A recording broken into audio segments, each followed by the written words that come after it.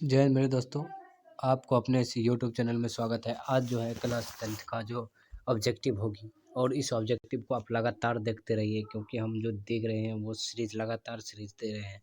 और इस सीरीज़ को देखने के लिए आप हमारे प्ले लिस्ट में जाकर और क्लास 10th का ऑब्जेक्टिव देखिएगा। उससे आपको 100% हम वादा करते हैं कि वो मिलेगा ही मिलेगा। यानी कि कोई टोटल क्वेश्चन नंबर 80 पूछा जाएगा, जिसमें कि आपको जवाब देना है 40 का, और 40 100% है कि हमारी क्वेश्चन सीरीज जो चलेगी ऑब्जेक्टिव सीरीज वो देखिएगा। और ये सीरीज में बहुत ही महामुकाबला होने जा रहा है मेरे दोस्तों। ये जो है सीरीज आप देखना ना भूलिएगा।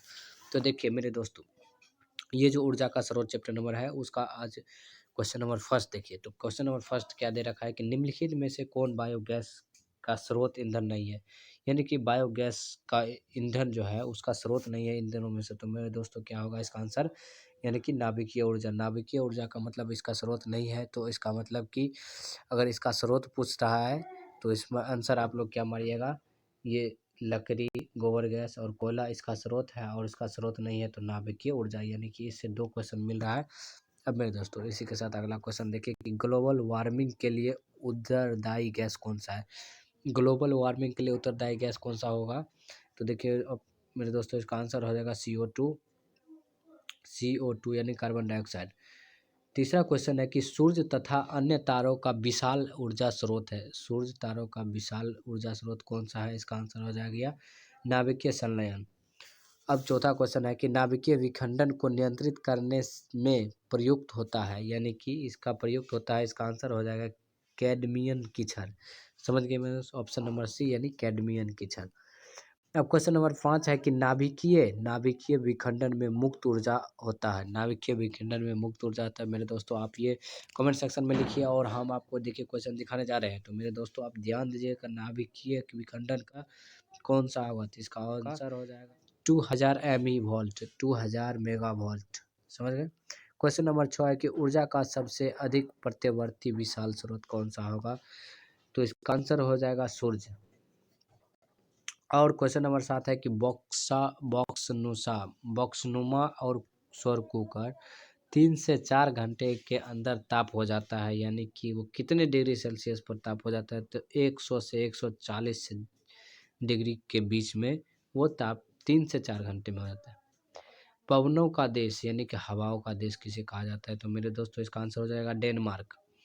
और क्वेश्चन नंबर 9 है कि पवन विद्युत जनरेटर में पवन की चाल कम से कम कितनी होती है। तो मेरे दोस्तों ये आप हमारे कमेंट सेक्शन में बताएं, आप लोग जानते ही होंगे। और इसका आंसर हो जाएगा 15 किलोमीटर प्रति घंटा की रफ्तार से चलती है। और क्वेश्चन नंबर 10 है कि जीवाश्म ईंधन का उदाहरण। जीवाश्म ईंधन का उदाहरण हो जाएगा ये सभी है।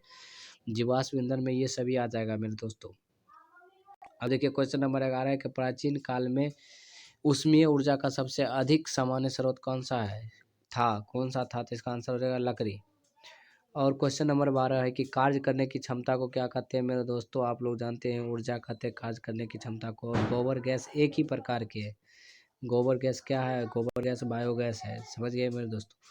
क्वेश्चन नंबर 14 देखिए मेरे दोस्तों, अगर आप लोगों ने क्वेश्चन इस चैनल को सब्सक्राइब नहीं किया तो जल्दी सब्सक्राइब कर ले और अपने उन दोस्तों तक पहुंचाए जो क्लास 10th में इस बार एग्ज़ाम देंगे। और मुझसे ये गुजारिश है कि आप जो भी टीचर के पास या 11th 12th हो या 10th के टीचर के पास पहुंच रहा हो, तो मुझे उससे गुजारिश है कि आप उन बच्चों तक फैलाएं और उन बच्चों को संदेश दे कि मेरे दोस्तों ये ऑब्जेक्टिव देख ले, अन्यथा उन्हें अब बोर्ड में जाकर परेशानी की सामना न करना पड़े। तो मेरे दोस्तों ये कहते हैं। और देखिए इसी के साथ ज़्यादा देर न करते हुए क्वेश्चन नंबर 14 है कि नवीकरणीय ऊर्जा का स्रोत कौन सा होगा। नवीकरणीय ऊर्जा का सौर ऊर्जा होगा। नवीकरणीय ऊर्जा का स्रोत सौर ऊर्जा होगा। और जैव गैस एक उत्तम ईंधन है। जैव गैस एक उत्तम ईंधन है क्योंकि इसमें मीथेन गैस पाई जाती है। तो कितना परसेंट मीथेन गैस पाए जाते हैं, 75%। तो इसमें मीथेन गैस 75% पाई जाती है। और नवीकरणीय ऊर्जा का स्रोत कौन सा है। तो इसका आंसर होगा जीवाश्म ईंधन। और क्वेश्चन नंबर 17 है कि सौर ऊर्जा को विद्युत ऊर्जा में परिवर्तित करती है। तो इसका आंसर हो जाएगा आपका सौर सेल। और एक उत्तम ईंधन है, 18 नंबर क्वेश्चन है, एक उत्तम ईंधन है तो जैव गैस हो जाएगा। नरोरा नाभिकीय विद्युत संयंत्र किस राज्य में उपस्थित है? तो इसका आंसर हो जाएगा उत्तर प्रदेश। मेरे दोस्तों, अगर आप हमारे चैनल को सब्सक्राइब नहीं किए तो जल्द से सब्सक्राइब कर लें और उन बच्चों तक पहुँचाएँ जो कि इस बार क्लास 10th का एग्ज़ाम देंगे। और हमें उन टीचर से गुज़ारिश है कि जो इस बार आप अपने बच्चों को या आप अपने सहपाठी के बच्चों को या अपने घर के बगल के जितने बच्चे हैं, अगर आप उनको जानते हैं कि वो इस बार क्लास 10th का एग्ज़ाम देगा, तो उन्हें एक संदेश दीजिए या उनसे एक आग्रह है कि आप उन बच्चों को कहें कि ये वीडियो देख ले, अन्यथा उन्हें बोर्ड में जाने में और क्वेश्चन बनाने में बहुत ही कारण का सामना करना पड़ेगा। तो मेरे दोस्तों, इसी के साथ देखिए अगला क्वेश्चन है कि जीवाश्म ईंधन ये ऊर्जा का स्रोत है, तो इसका आंसर हो जाएगा आपका और नवीकरणीय ऊर्जा का स्रोत। अब क्वेश्चन नंबर 21 है कि सरदार सरोवर बांध किस नदी पर है? मेरे दोस्तों, आप लोग जानते होंगे नर्मदा नदी पर है। और क्वेश्चन नंबर 22 है कि टिहरी बांध किस नदी पर है? ये तो आप लोग अवश्य जानते हो, गंगा नदी पर। क्वेश्चन नंबर 23 है कि भारत का पवन ऊर्जा द्वारा विद्युत उत्पादन करने वाले देश का कौन सा स्थान है? यानी कि इसका आंसर हो जाएगा 5वां स्थान है। और सौर सेल बनाने के लिए किसका उपयोग किया जाता है? इसका आंसर हो जाएगा सिलिकॉन। और बांध के द्वारा स्थापित टरबाइन, जो टरबाइन होता है वो जैसे मोटर की तरह उसमें पंखा लगा तो उसी को टरबाइन और कहते हैं।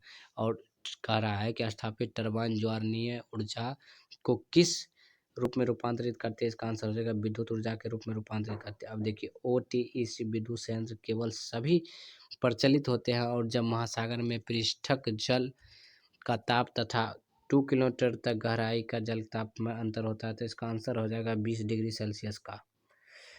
हाइड्रोजन बम किस अभिक्रिया पर आधारित होते हैं? मेरे दोस्तों, इसका आंसर होगा नाभिकीय संलयन की ऊर्जा पर। और तारा नाभिकीय विद्युत संयंत्र किस राज्य में है? मेरे दोस्तों, आप लोग जानते होंगे ये महाराष्ट्र में है। राणा प्रताप सागर का नाभिकीय विद्युत संयंत्र किस राज्य में है? तो राजस्थान। कलपक्कम नाभिकीय विद्युत संयंत्र किस राज्य में है? तो इसका आंसर हो जाएगा तमिलनाडु। कलपक्कम तमिलनाडु में है। और काकरापार नाभिकीय संयंत्र ये किस राज्य में है? तो ये हो जाएगा गुजरात। काकरा नाम गुजरात में। और कैगा नाभिकीय विद्युत संयंत्र किस राज्य में है? तो इसका आंसर हो जाएगा कर्नाटक। तो मेरे दोस्तों, इसी के साथ देखिए ये समाप्त होती है मैट्रिक का क्वेश्चन है 2021 का लिए। और मेरे दोस्तों, जो सब्सक्राइब नहीं किए वो सब्सक्राइब कर दे और लाइक शेयर और कमेंट इतना करें कि आपको अगले वीडियो बनाने के लिए हमें इंस्पिरेशन दे, ताकि हम अगले वीडियो के लिए मोटिवेट है बनाने के लिए। और आप लोगों के लिए मैं इतनी मेहनत करता हूँ, आप लोग उन बच्चों तक पहुँचाए जो इस बार क्लास 10th का एग्ज़ाम देंगे। Thank you. जय हिंद।